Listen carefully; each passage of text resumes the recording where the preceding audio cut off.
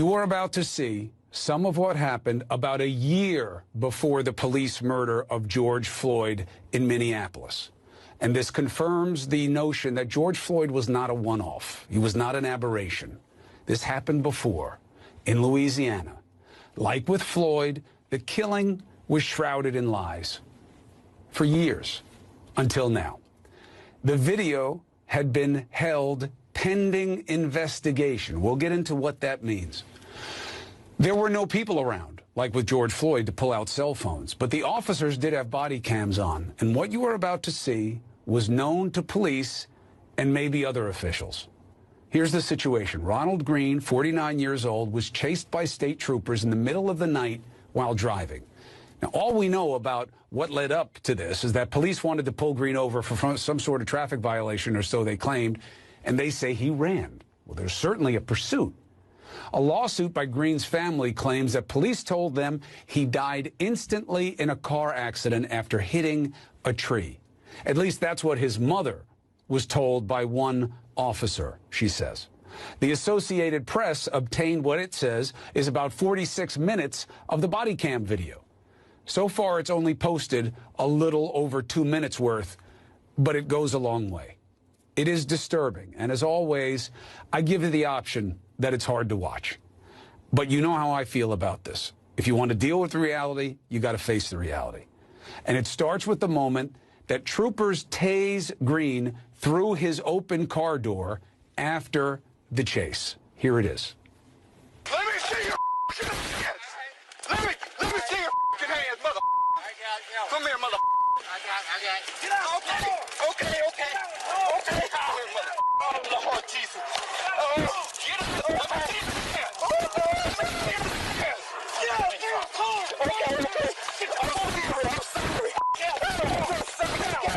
I'm scared. I'm your brother. I'm scared. All right, now what you hear there is, I'm sorry, I'm scared, I'm your brother, I'm scared. That is Green's voice. First of all, what does that tell us? He is not dead on impact. Now, once he is out of the car, a second video shows Green forced to the ground, punched repeatedly, and tased again. Here it is. Get on the ground. Taser. Put your hands behind your back. Behind your back. Make sure you ain't rolling. Put your hands behind your back. Oh, God damn it, get up here. Get that on. You better not move.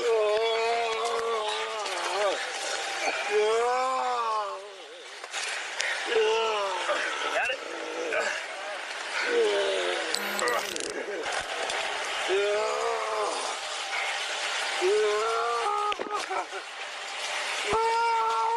All right, all over.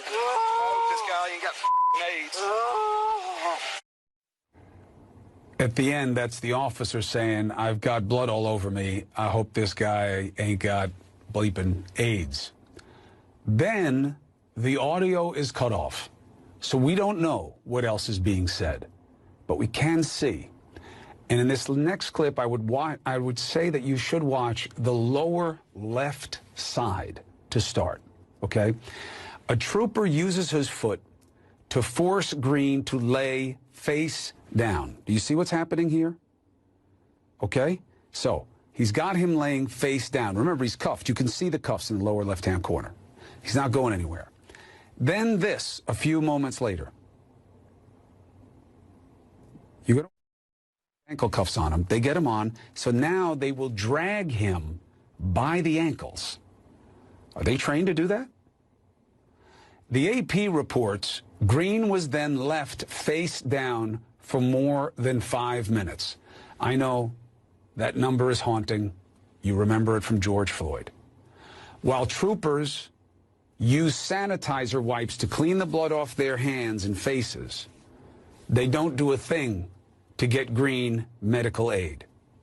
Please keep all of that in mind when you learn how the state police originally described what happened in their initial complaint. Here it is. The pursuit ended when Green crashed his vehicle. Green was taken into custody after resisting arrest and a struggle with troopers. A short time later, Green became unresponsive and was transported to Glenwood Medical Center. Green died while en route to Glenwood Medical Center. What is left out of that? Everything that you just saw. Nothing there suggests the car crash is why Green died. Struggle doesn't really capture it, does it? Does it capture how he was treated, how he was dragged by his ankles when he was ankle cuffed and cuffed behind his back with his arms? That he'd been tased repeatedly? Did he just become unresponsive? The AP also obtained a medical report. An ER doctor wrote that when Green's body reached the hospital, it was bruised and bloodied with 2 stun gun prongs in his back. The AP says that led the doctor to question troopers' initial account that Green had died on impact after crashing into a tree. Does not add up, the doctor wrote. The state police don't want anyone putting the video out there, they say, because of the state and federal investigations that are still underway. 2 years, no charges, all this body cam video. Isn't that a lot to go on, to have this protracted a period of analysis? And add this to the mix, a trooper making this admission.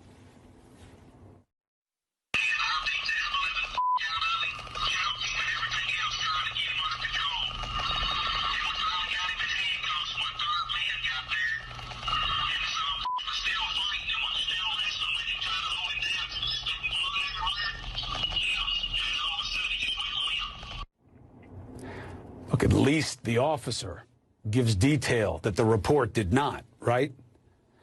Now, it would be helpful to talk to that trooper about the events of that night, but he is also dead. He was killed in a single-car crash in September, reportedly not long after learning he'd be fired for his role that night. Tonight, a state official with knowledge of the Green case tells CNN that state police were investigating this incident as a criminal matter the night of the event. That source tells us in their words, the narrative that he died from a car crash, I don't know where that came from. This has been a criminal investigation since day one. So then not just the officers at the scene, but obviously investigating officers, and maybe that means other public officials have been aware of this video for this long, and yet it has never been made public because it was necessary for the investigation. This long, all that video, no action taken. Does that sound right? CNN has reached out to the other officers' attorneys for comment on the video. We're waiting. Right now, I'm joined by Ronald Green's sister, Alana Wilson, and Ron Haley, an attorney for the family. I want to thank you both. I'm sorry, Alana, to meet you under these circumstances, but I know you want this story told. To help us understand the difference between what you've seen and what you've been told, what were you told initially about this? Initially, I was told he died from a car accident. He went through the windshield, he hit a tree, and he died on impact. Who told you that? I was the first one to receive the call, and I spoke to a state trooper. And was it a trooper who identified themselves as having been at the scene, or were they just passing along information? He wouldn't say. When did you get to see video? Yesterday. What did it mean to you, what we all just watched?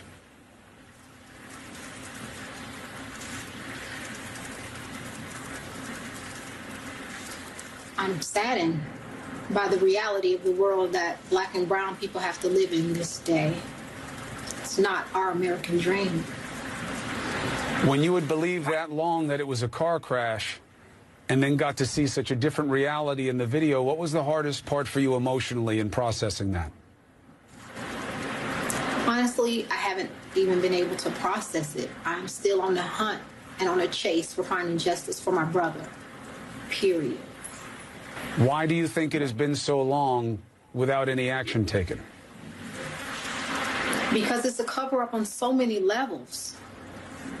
From the EMTs to the troopers to the Senate, the governor, the DA. We've been getting a runaround since day one. We were told it was going to be a setback due to the holidays. It was going to be a setback due to the pandemic. It's been over 730 days. Counselor, what is your best sense of why the investigation has taken this long and why the video hasn't come out? And doing a little legal research, they don't have a law like the North Carolina we've been struggling with that unless the DA wants it out, you have to have a court order and a judge. I believe we have the language.